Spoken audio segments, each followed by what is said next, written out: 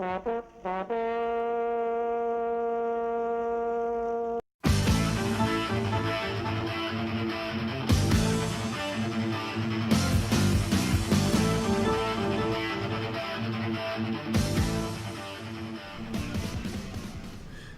Oceanside Collegiate Academy. Mr. Moomaw here, welcoming you back for another tour through U.S. history. Hello, especially Miss Pawn and Miss McCall. How are you doing, ladies?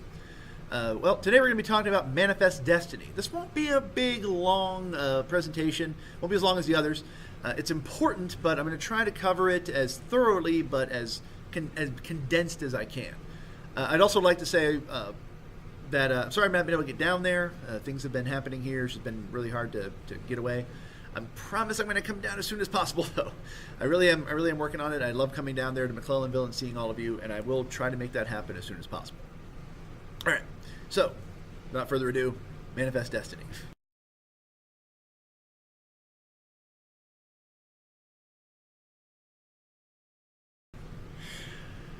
America has been expanding since it was founded.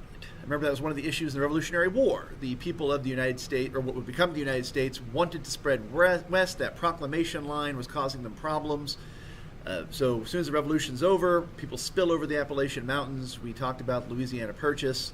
We talked about the War of 1812. Indian resistance is finally crushed, basically. The British are no longer able to make alliances with the native tribes and stop America.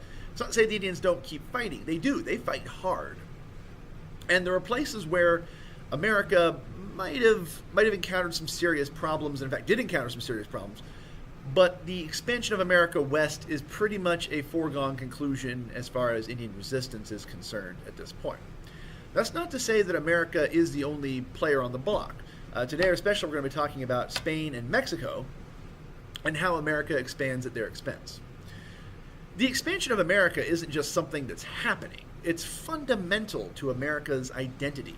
Frederick Jackson Turner, back in 1893, came up with something called the Frontier Thesis, where he said that America is the frontier.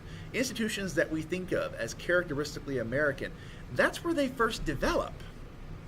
Democracy, this idea of egalitarianism, frontier violence. America's a violent society. We shoot people all the time. It kind of goes back to that.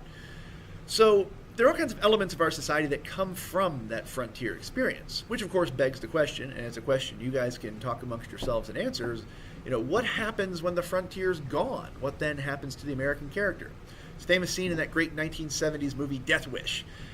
Charles Bronson is a nice liberal architect in New York and hates guns and everything like that, and then he basically, a series of events, becomes a vigilante, goes out with a gun at night and shoots people, criminals. And he's talking with his son, and his son's saying, we can't have guns, it's just bad. We're not pioneers anymore, Dad. And he says, well, what are we? He says, what? Well, if we're not pioneers, what are we? What are we now? That's an important question. Frederick Jackson Turner was asking it in 1893 because the frontier in his time was ending.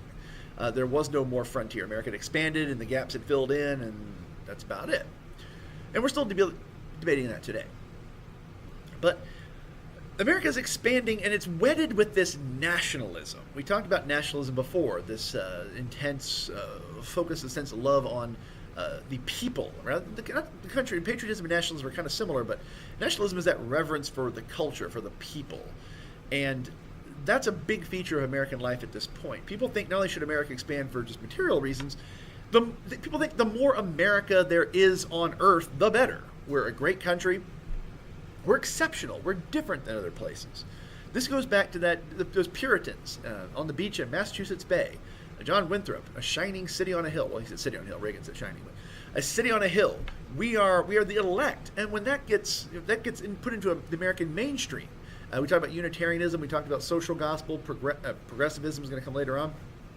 That's just a secular evolution of this idea that we are an elect. Initially, this is something that characterizes the New England region, the Yankees, the Puritans, and their descendants. And people in other parts of America recognize this is something they do. After the Civil War, this is going to become part of America as a whole, and very much remains with us to this day. If you're a politician, you get into a lot of problems when you refuse to say America is exceptional, we're different, we're the hope of the world.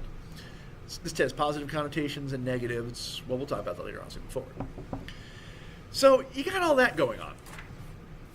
America is expanding, it's moving west, and one of the key motives for this, I wouldn't say a group, because not all of them got along, they weren't always in the same party, but you could call these people, and I think it's useful to refer to them this way, Jacksonian nationalists. Just like you have the Age of Jackson, I think Jackson's worldview characterizes a number of very influential men, where they are looking at America expanding and the sort of American culture going with it, and they're using political means to make that happen. You have these older war hawks, people like Henry Clay, for a while, John C. Calhoun, people who don't even like Andrew Jackson. But in a lot of ways, they share this idea that America needs to get bigger. You also have newer guys coming up, people like Thomas Hart Benton. Thomas Hart Benton from Missouri, senator, very influential for a very long time. He's always advocating measures that are going to get America settled faster. He wants to give away land on the frontier. Every time there's a chance to move Indians out, every time there's a chance to acquire land at someone else's expense, he's always there doing that. He and Andrew Jackson actually had an interesting relationship. Andrew Jackson got into a shootout in a hotel lobby at one point with Thomas Hart Benton and his brother Jesse Benton. Jesse Benton was actually the guy who put 2 bullets in Andrew Jackson's back. Jackson survived, and when he went to the White House, Thomas Hart Benton he fled Tennessee and went to Missouri, fearing Andrew Jackson's vengeance. But Thomas Hart Benton goes to Washington as a senator, and he and Jackson meet, and they actually become political allies and later very good friends. Thomas Hart Benton actually very fondly and touchingly recalls Andrew Jackson in his memoirs, 30 Years View, where he gives a very sweet story about Andrew Jackson taking care of Andrew Jackson's little son and a lamb that was caught out in the rain. You would not guess at all that he had been involved in a violent shootout with President Jackson.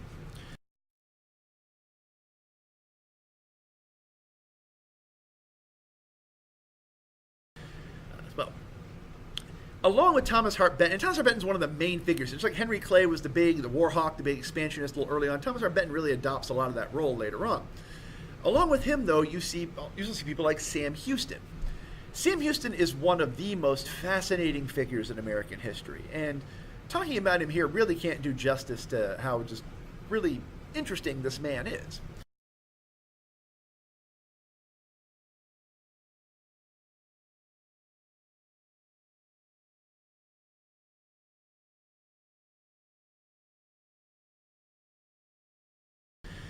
Sam Houston's born in Virginia, comes from a large family, eventually they migrate to Tennessee. His family, they're farmers, small store owners, people like that. And they want Sam Houston to follow in the family trade, but that's not Sam Houston's style. Sam Houston has a romantic temperament. He's read the Iliad so many times that he has it memorized pretty much. He knows it backwards and forwards. And the life of a farmer, that's not for him. So what does he do? Well, he just picks up stakes and goes and lives with the Cherokee. Just walks over and says, I want to live in your tribe. And he does. He lives with the Cherokee for years. Gets adopted into the tribe, receives a Cherokee name, Colonne, the Raven, and becomes actually fairly prominent in Cherokee society. And he will spend the rest of his life going back and forth between Indian society and white society.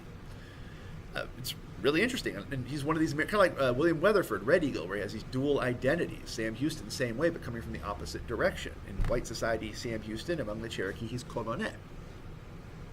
Sam Houston fights in the War of 1812. He's actually present at the Battle of Horseshoe Bend, where he's severely wounded, shot, I believe, twice, and then an arrow put through his leg.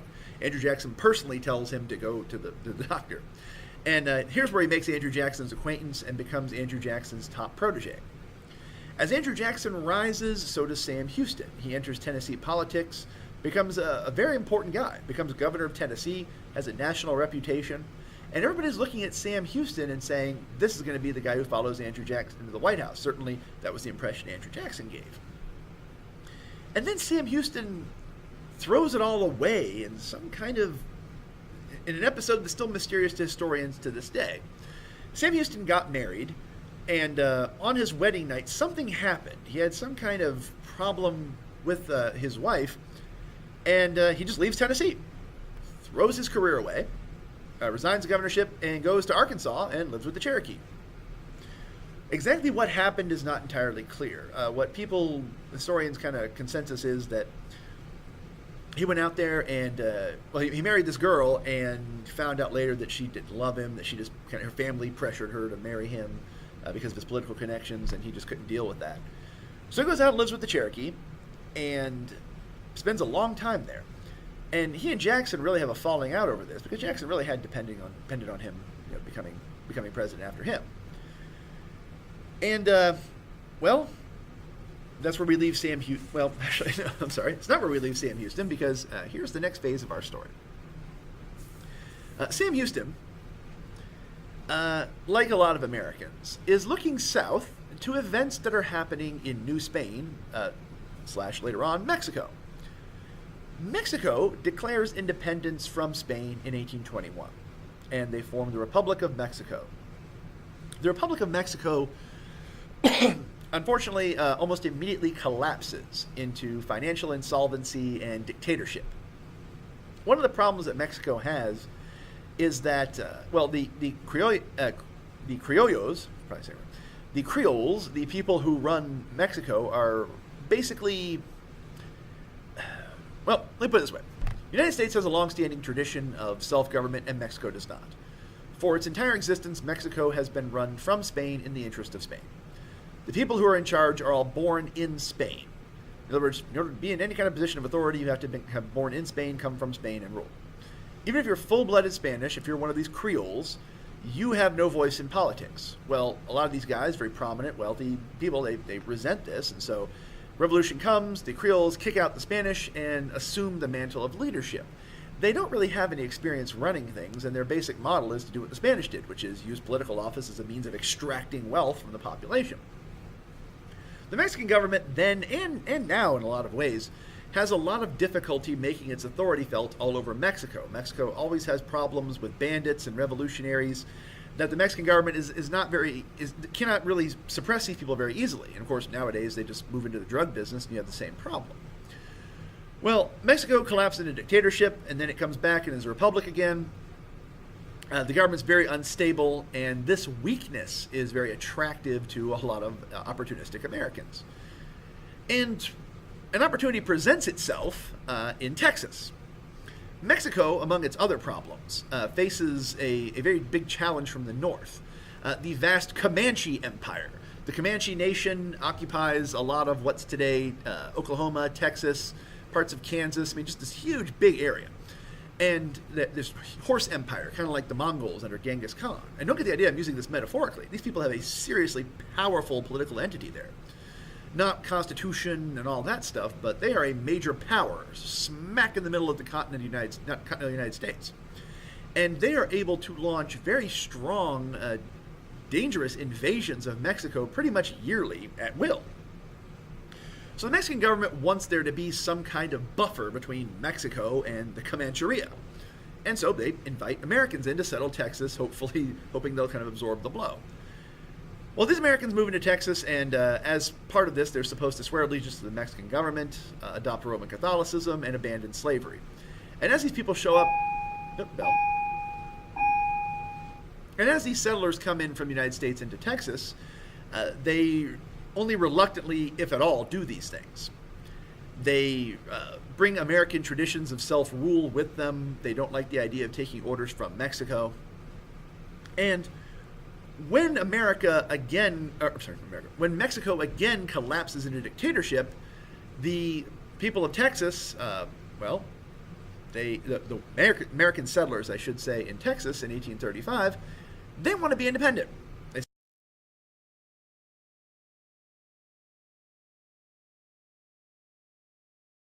say, we're going to be an independent country. And right there with them is Sam Houston. Sam Houston's come down. He's made himself prominent in Texas politics. He's a big, intensely charismatic guy. He's well known already as a governor of Tennessee. He's a man who's clearly a born leader. And so the people of Texas naturally gravitate toward this guy. He's a big proponent of gaining independence from Mexico. And when the revolution, the Texas Revolution, breaks out in 1835, Sam Houston is right there in charge of the army. Now, initially, things don't go well. Mexico has a real army, and Texas doesn't. Mexico's army is commanded by Mexico's latest dictator, Antonio Lopez de Santa Anna, one of these Creoles who has come in and seized power. Again, we've seen this before as an example of Napoleon. The general comes in and takes over. And he sees himself very much as the Napoleon of the West, or the Napoleon of Mexico. Well, Santa Anna is determined to put down what he sees as an illegal rebellion in his midst. And he marches the Mexican army.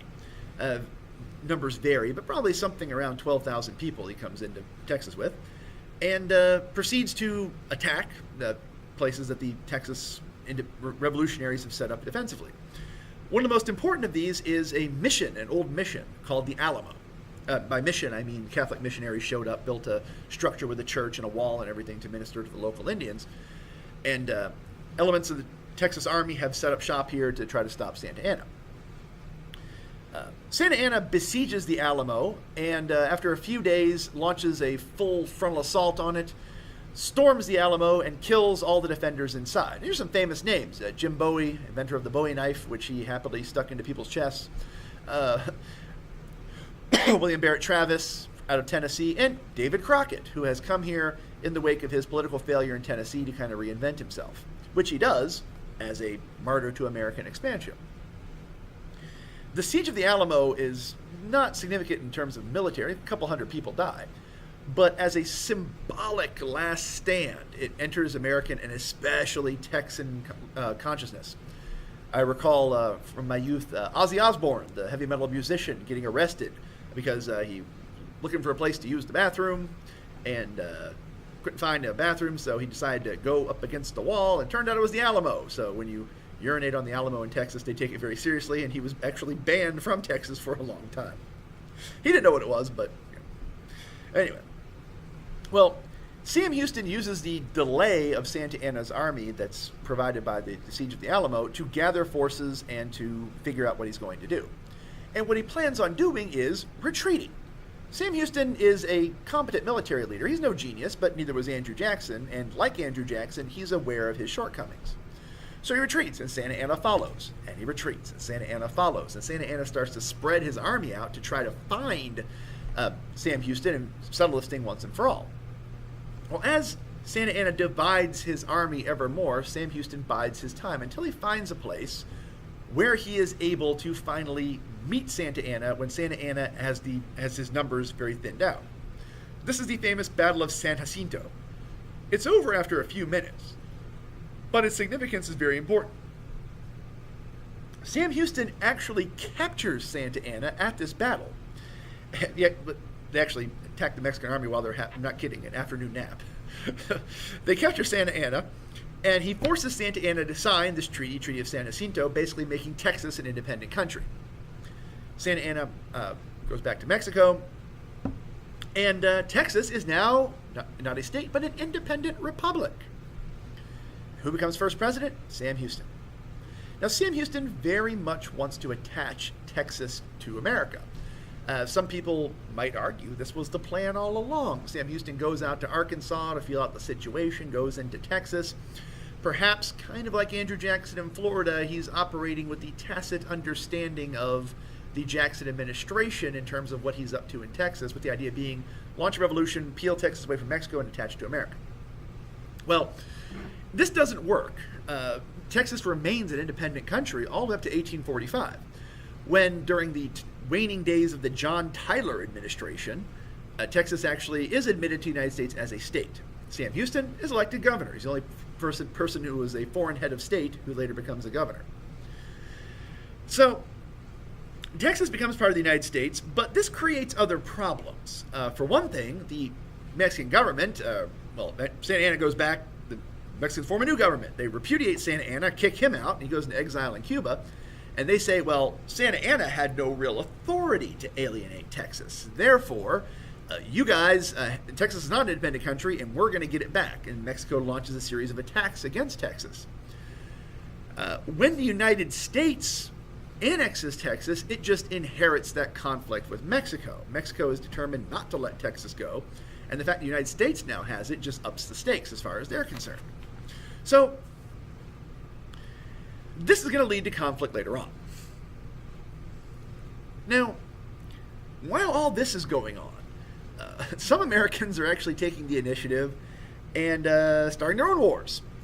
If Sam Houston can go into Texas and basically create his own revolution and create his own country, well, maybe I can too.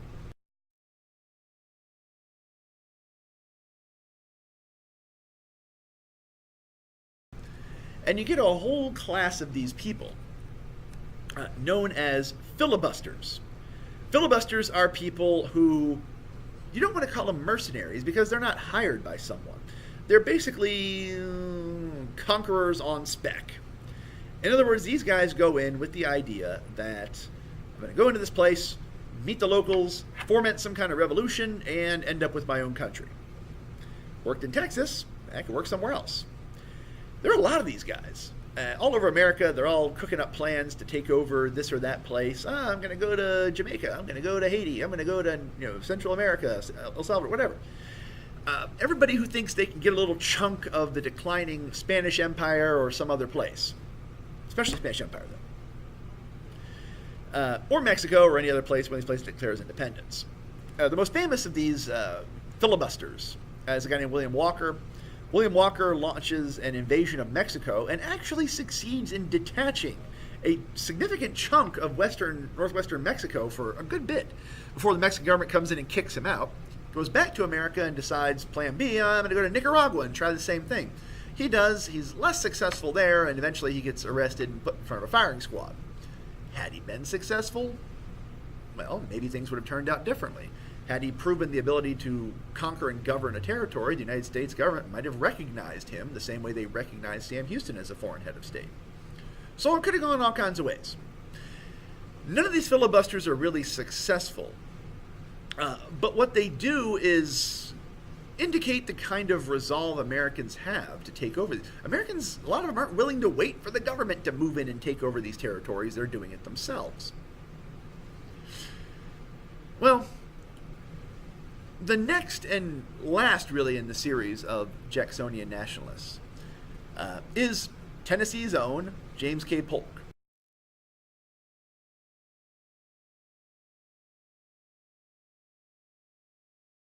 You see a lot of these Tennessee politicians. Sam Houston out of Tennessee, Jackson out of Tennessee, Polk out of Tennessee. This core group of guys who really are just the heart, and Thomas R. Benton out of Tennessee by way of Missouri. These hardcore nationalists, these people who want America to expand. James K. Polk is one of these guys. James K. Polk, elected president, only intending to serve one term, but his primary mission as president is to sort out all these territorial problems. Like Jackson, he wants to do things decisively once and for all. There's a couple things kind of in the air. One of them is a problem actually to the north with Oregon. Oregon is disputed. Oregon country is this big nebulous territory occupying what's today everything from southern Oregon all the way up to a big chunk of British Columbia. Well, the dispute is with America and Britain. Who owns what in Oregon territory? The British say they should control the whole thing. America says it should control the whole thing. And for a while, there's some talk of war. But the Polk administration manages to hash things out peacefully with the British government. And the end result is they divide it along the 49th parallel, along with pretty much the rest of the border between the United States and Canada. And it settles the northern border forever. America gets the states of Washington and Oregon. The British end up with that big chunk of British Columbia. And everybody's happy. Things don't always end peacefully. In politics as in nature, power abhors a vacuum. Where there's a space, where there's no authority, something else is going to move in there and take it. The weakness of Mexico is just like blood in the water for the shark that is America. And there are a lot of people who are saying, we got Texas, why don't we move in and get the rest? There are people, especially in the South, who are looking at Mexico and saying, this is some territory where we could be doing some serious cotton growing. This is a territory where we could expand our system, our way of life, this plantation-based agricultural system. We could move south into Mexico. We could take over chunks of the Caribbean. We could just really expand all over the place. This makes a lot of northern politicians uneasy. We're going to talk about Abraham Lincoln actually later on. He's one of the guys who's very much against this. And people in the North are really looking at this and saying, well, do we want that way of life to expand? And you start to see at this point, we're going to talk about this a little bit further on, but you start to see at this point this divergence in what it means for America to expand. Nationalism is all well and good. America should run from sea to shining sea. The problem is, though, which America? From the very beginning, there's been a very broad division in the culture and the economy and the way of life, everything, between the northern part of the United States and the southern. And of course, even within those regions, there's a lot of diversity. But in general, you have this pattern in the north of small farms expanding, industry, banks, that sort of culture. And then in the south, you have this big plantation system, slavery, that's expanding west at the same time. And those two things, they're both America, but if you're talking about American nationalism, you can't really have both occupying the same space. If America is going to expand, you have to decide which one is the real America. It's not as overt at this point, but it will become very quickly a major factor in American politics. And what happens here with Mexico is a great example of that. You start off with something that's very nationalistic, and then things get very messy very quickly. The big problem with the Republic of Texas, as far as the United States is concerned, is that it's not really clear where the border is. And as far as the Mexican government is concerned, that's a big issue. The Americans, as far as they're concerned, Americans say the border between Texas and Mexico is the Rio Grande River. The Mexican government says, oh no, it's actually much further north at the Nueces River. So how do you solve a problem like that? Well, the Mexican government sends soldiers to the disputed area. America basically, the Polk administration basically takes this provocation as an act of war and launches a preemptive war against Mexico. The United States declares war on Mexico in 1846.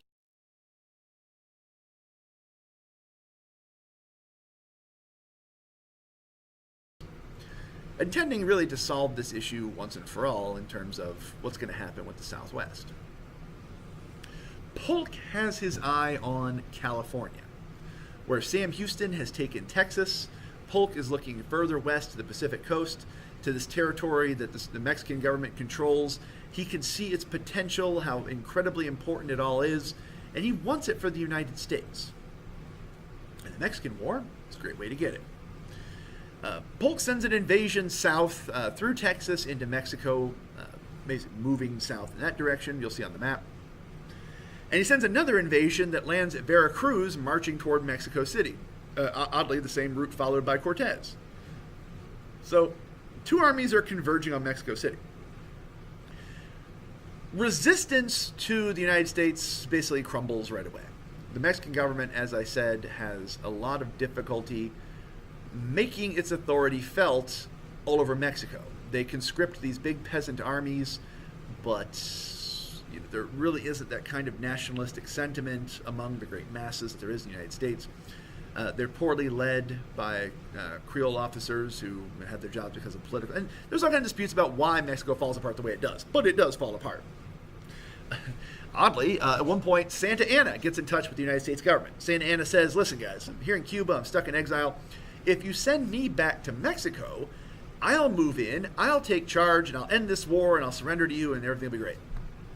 So the United States government takes Santa Anna from Cuba, they put him back in Mexico, and Santa Anna promptly betrays the United States, organizes an army, and provides the only real resistance the United States faces. So we brought our own enemy. Now, among other things, I should say, the Mexican War, which goes from 1846 to 1848, is a dress rehearsal for the Civil War that's going to go later on. You see this with a lot of wars. In World War II, for example, you have the Spanish Civil War, where The fascist powers are putting in troops and weapons to see how everything works. The Mexican War is like that in a lot of ways. For one thing, it's the first West Point War. After the War of 1812, the United States government decided that the quality of Army officers was very poor, so they established a service academy for people to go learn how to be Army officers. And the Mexican War is the first war where you see a generation of these West Point trained officers operate. And the results are very, very promising. West Point produces great officers, and they do their job very well in the Mexican War. And you see a lot of people here who are going to be big names later on. You see, for example, Colonel Robert E. Lee, Captain Ulysses S. Grant. You see Jeb Stuart. You see Stonewall Jackson, Thomas Jackson at the time, Lowell Armistead. All these different people who later on will be shooting each other in the Civil War here are fighting side by side. One of the most tragic things about the Civil War that you fight with someone close by. In both senses of the word, you're fighting with someone, and later on you're fighting with someone. Men who had defended each other's lives are, 12 years later trying to kill each other. So there's that aspect of it too. This is where Robert E. Lee, by the way, makes his name. He comes out of the Mexican War, the most famous Army officer in America, and it's why Lincoln picks him as his first choice to command the Union Army, and it's why it's so significant that Robert E. Lee goes to the South. Well, the end result of the Mexican War is a foregone conclusion. The United States basically advances on Mexico City as fast as its legs will carry them. And they march into Mexico City, they seize control, and there's talk for a while about annexing the entire country of Mexico. Understand, like I said, Mexico encompasses not just modern Mexico, but everything up through northern California, the modern states of Utah, Nevada, parts of Wyoming. I mean, this huge area. And people are saying, we should just annex it. At this point, a lot of people in the North are starting to get worried about the expansion of slavery. They're looking at this as anti-American. Slavery, it's fine where it is, whatever, we're not going to do anything about it. We're anti-slavery, we don't like it. But now that you've got to this point where slavery has a potential to expand into this big new territory, people are looking very askance at this. And so when time comes to sign this treaty between the Mexican government and the United States, ending this war, the Treaty of Guadalupe Hidalgo, you have attempts by northern anti-slavery politicians to introduce legislation alongside that, like, for example, the Wilmot Proviso, basically to ban the expansion of slavery into new territories. Southern politicians react very strongly to this. They can see it for what it is, which is an attempt to kind of contain their way of life. And the Wilmot Proviso fails, and the Treaty of Guadalupe Hidalgo is signed, and basically, I guess we call it a compromise. America settles for half of Mexico. Everything north of the Rio Grande River and the borders of what's today, eventually you guys can purchase, but basically, everything to the north of what's today Mexico becomes America. California, Nevada, all these different territories, they move from controlled by Mexico to becoming part of the United States. Mexico essentially is reduced to half its former size. And the United States leaves. Mexico is now an independent country again. By the way, Mexico, and they're still pretty steamed about this. They're politicians. You will occasionally hear rhetoric of, we're still mad about that 1848, Treaty of Guadalupe Hidalgo. The name, that year, significance of it means nothing to most Americans. In Mexico, it's still a big deal among really strong nationalists. But the Treaty of Guadalupe Hidalgo settles this problem for what the administration hopes is for the last time. Now, out of this problem with whether slavery is going to expand or what's going to happen, you see some important political divisions. The Whig Party, Henry Clay's old party, collapses around this time. They can't decide, the Whigs, whether we're going to be anti-slavery or pro-slavery, so the Whigs basically break apart. Alongside this, David Wilmot from Pennsylvania is a Democrat, but he's anti-slavery. You see this group of anti-slavery Democrats also defect from the Democrats. And these former Whigs that are anti-slavery and these former Democrats, they come together into something called the Free Soil Party.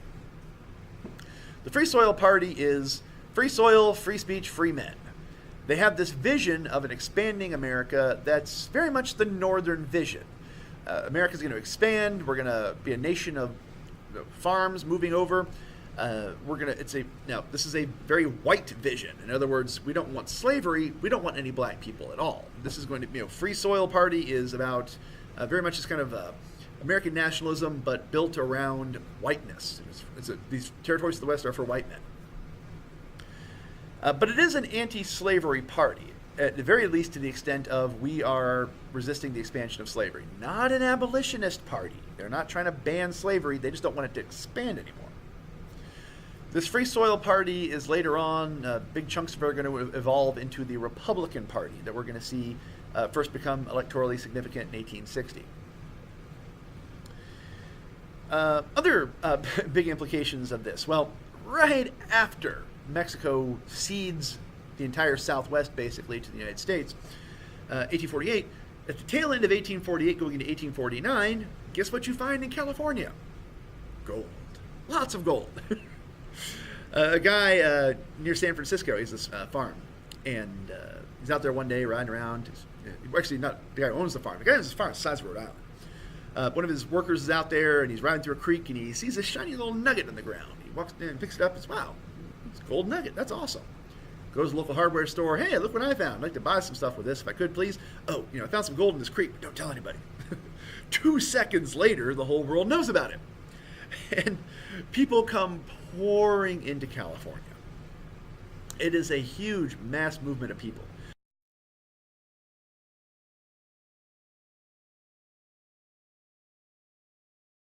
People pour into California from everywhere, from all parts of Europe, from other parts of America. People come up from Eastern Europe. People come in from China. America acquires its first significant Asian population at this point. Thousands and thousands and thousands of settlers from China come in, hoping to get rich, panning for gold up in the streams in Northern California, or Central California. Now, this gold rush, people come to get rich quick. You get these big boom towns like San Francisco and places like that. Most people don't get rich off gold. What they do discover, though, is that it's very possible to get rich in California the old-fashioned way, which is have a farm. California, the Central Valleys, San Joaquin and San Fernando Valleys, contain some of the best farmland on earth. Anything will grow there. Fruit trees, vegetables, whatever you want to grow there. It's some of the best farmland absolutely on earth. And there it is, just there for the taking. Pour in, people buy land, they settle it out, have all these farms. And California really is a paradise for people from all over the world who just come here and settle. Now, alongside that, the last little thing I'm going to talk about here is something called the Gadsden Purchase.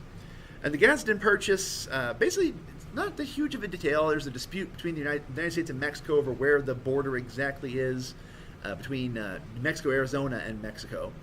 And the United States settles with Mexico, and this purchase buys this chunk of land. And what's significant about it is this is the last little piece in the puzzle. With the Gadsden Purchase, weird word. With the Gadsden Purchase, the continental United States is now complete. The border on the north is finalized. The border in the south is finalized. America controls land on the east coast and the west coast. People are settling both those areas, and the middle is going to gradually fill in. America has taken on the final shape it's going to have. These Jacksonian nationalists, starting all the way with the Warhawks, moving through the Jacksonian nationalists, through the Polk administration, they have, through their efforts, both diplomatic and military, personally conquering and signing deals, they have filled up America. They have created the modern continental United States as we know it. And it must have looked at that time like things were just going to go smoothly from here on out. America has defeated all of its rivals. Everything that could have stood in its way from the very beginning. I mean, you can think of America like a big tournament. As all these European powers settle, they get into the quarterfinals. The people are eliminated early on, like the Dutch, the Swedes. I mean, who remembers them, right? They gave us a log cabin. That's their big contribution. New Sweden in what's today New Jersey. The French get knocked out after the 7 Years' War. There's a war with Britain, Revolutionary War, and the War of 1812. Both those being knocked Britain out of contention. New players show up. Spain gets knocked out, but Mexico comes in. United States deals with them. Indian tribe after Indian tribe. Everybody's eliminated. Every bracket gets crossed off. And it must have looked like now it's all done, it's all over, we have a champion, but no. Now you're down to the final two. North and South. We've established America as a nation, and now comes the reckoning. Now we settle the problem once and for all over what that nation is going to look like. Just like Highlander, there can be only one.